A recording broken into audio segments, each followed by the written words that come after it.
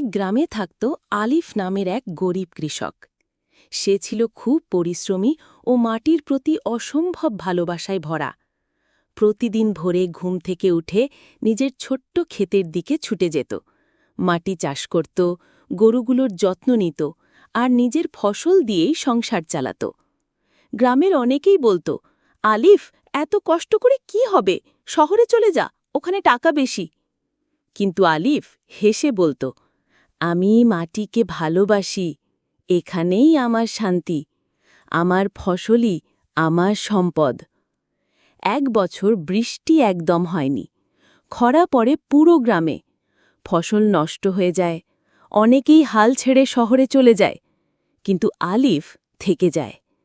নিজের জমানো টাকা খরচ করে একটি ছোট কুঁয়ো খনন করে, সেখান থেকে পানি তুলে অল্প অল্প করে ক্ষেতে জল দিতে থাকে।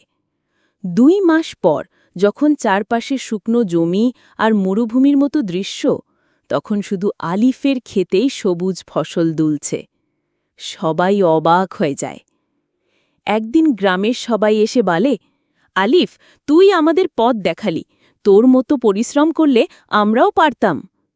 তখন আলিফ হেসে বলল, মাটি যদি ভালোবাসো সে তোমায় ফিরিয়ে দেবে, আর পরিশ্রম কখনোই বৃথা যায় না।